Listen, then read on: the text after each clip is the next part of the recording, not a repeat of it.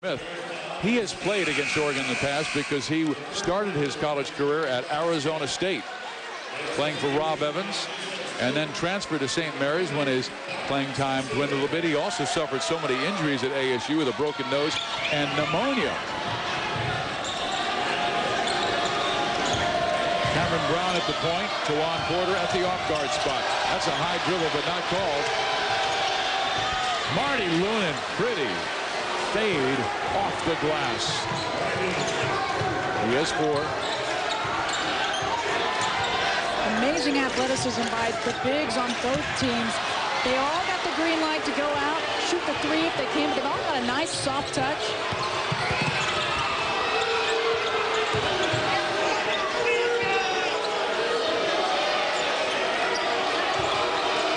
You can see Hairston calling for the screen. It's when the senior steps up and the team needs a crucial bucket. How about this kid? This guy plays the 5. He'll play the 4. He can hit the 3. Those are perfect numbers you love to have. A 4 and 5 guy who can hit the 3.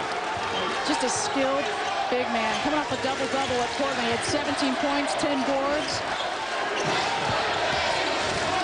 Sam Hand double team. They swing it around to Mills. That's an NBA three-point range shot. Way outside, and Mills with 8 first-half points. He was way outside the arc. Dorsainville is long. That might have been too early in the offense for Ernie Kent's liking.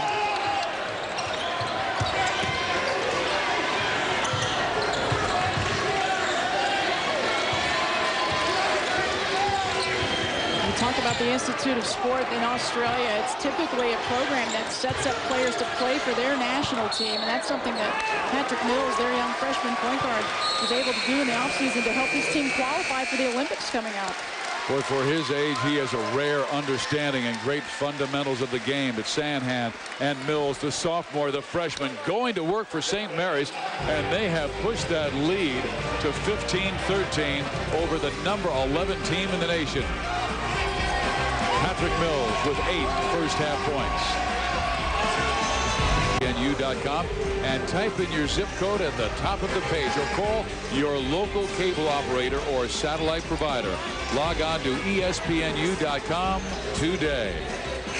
Steve Physiak, Krista Blunt. We are in Moraga, California. There's the young man you were talking about, Krista. Patrick Mills from Canberra, Australia. A talent, but a guy with a great understanding of how to play the game the right way. Yeah, they say he plays older than his years. You know, this is a guy who's got some that international experience in playing with the national teams and what that can give a kid. He's just got a confidence about him. Came from a basketball playing family, and he takes a three-pointer that again is about 23 feet out and sends St. Mary's up by 5. Double figures already for Mills. Nice drive by Cameron Brown. Freshman to freshman. The young talent on these teams. How about the young talent in college basketball this year? In the Pac-10, Kevin Love, O.J. Mayo, Cameron Brown. Tron Smith. Well, he's not a freshman, but the upperclassman shows he can go deep as well. Porter on the drive, will wind up at the free throw line to shoot 2. Both of these teams love the three-point shot. They hadn't been shooting very well prior to those couple in a row from St. Mary's. What about the quickness of Tawan Porter?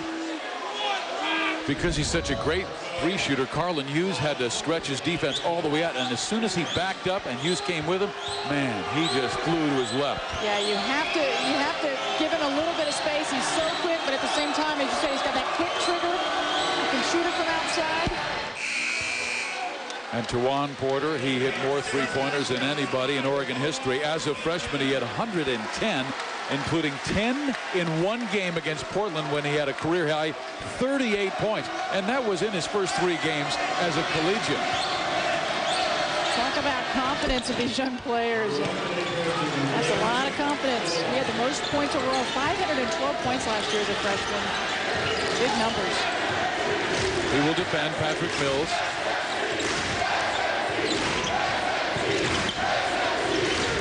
Simpson Oregon has been very quiet. Marty Lunen's defense has been excellent. Hughes bounces it to Mills. Oh, that's a beautiful feed. Mills caught it at the high post and just whipped it inside. And Simpson has his first field goal. Well, you just mentioned his name, and they knew they needed to get him involved. Great spacing. Inside, it is LaKendrick Longmire for Oregon. Here's a good three-shooter, denied by Longmire. Longmire is one of Oregon's top defenders. Good defense by Mitch Platt.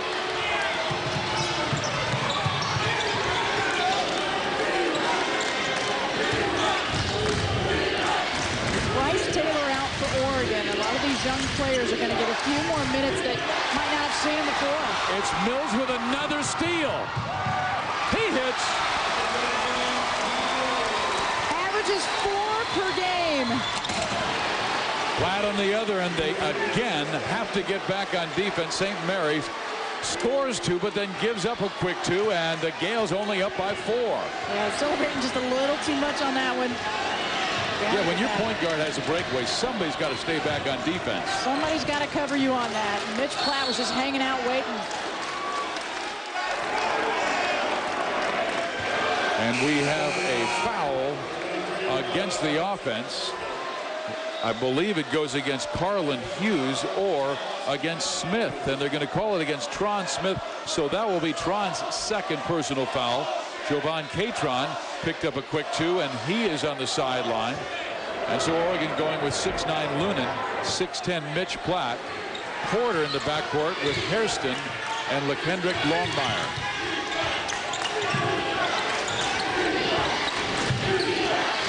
This just being Mitch Platt's second game. He's been out with a hand injury he hurt in an exhibition game earlier this season. And they will foul Mitch Platt. Good passing by Oregon, but I was watching Mitch, and he was doing a great job just moving around, setting screens. And you know what? They were looking for him to set that big wide body to move around and get an easy shot. Sometimes the decoy, just moving around, and that's what you do without the basketball. Moving without it, found that opening, and they found him. Well, he is a guy who might find minutes against the likes in the Pac-10 Conference of guys like Kevin Love, who is having a tremendous start for the UCLA Bruins. He had a 16-rebound game the other night. UCLA, the #2 team in the nation. North Carolina, right at #1. The nice thing about Mitch Platt, gives him size, but he's a mobile, big player. He can play in if you have to. He can step out for you.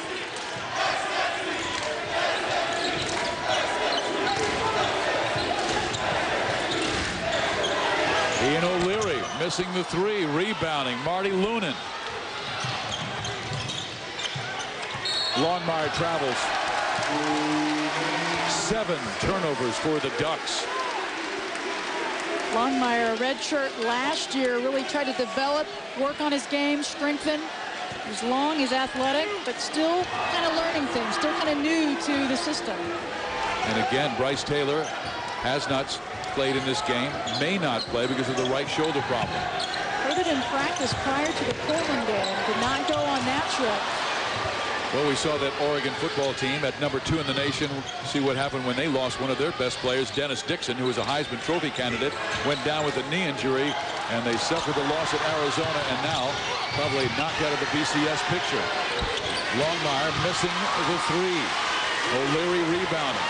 Outlet Golden. Alley-oop Simpson. And Diamond Simpson cannot finish. Boy, the Ducks just really enjoy running. And if you try and play their game, it almost works against you. And it's tough not to if you're St. Mary's, because you like to run as well, but you got to do it under control. Yeah, even though the Gales have the 3-point lead, it seems like the Ducks just recently have been gaining the rhythm and momentum of this game. Giving Thursday with 3 games from the Anaheim Classic. First at 2 Eastern, Mississippi State faces the UC Irvine Anteaters. Then at 4 Eastern, 18th ranked Southern Illinois takes on Chattanooga Fox.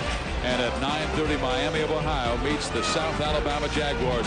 The Anaheim Classic is part of Feast Week on ESPNU Thursday. For more information, Log on to ESPNU.com. Steve Physiok, Chris DeBlanc with you. Oregon shooting 64% from the field, but they trail because of 7 turnovers to St. Mary's 2.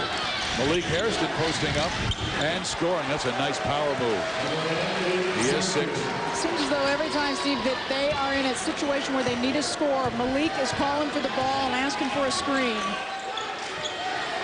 Again, they do not have the senior Bryce Taylor, one of the 1,000-point scorers on this team, because of a right shoulder problem.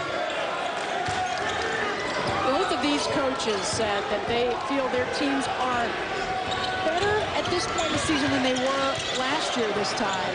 There's always still things they can work on, but very happy with where their clubs are right now.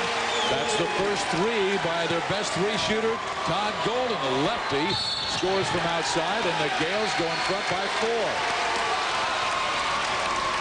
Defense just waiting on the penetration. The charge, another turnover. First foul on Tawan Porter. Boy, Todd Golden might have shifted over there a little bit, but they gave it to him. Well, he made the play on offense, now made the play on defense, so maybe his confidence will lift. Samhan on the drive. Samhan with the miss. It goes into the net from underneath, and the outlet goes to Porter. Hairston was on the right side. Lunin on a pretty drive, but can't finish. And Golden gets the loose basketball.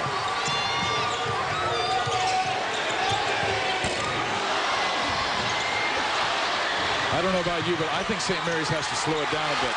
This is Oregon style. I think you're absolutely right. I know they like to run, but I think they've got to try to keep the tempo down a little bit more. This is definitely to Oregon's advantage. I think Mills is the only player on the floor that can run with Oregon's Ducks.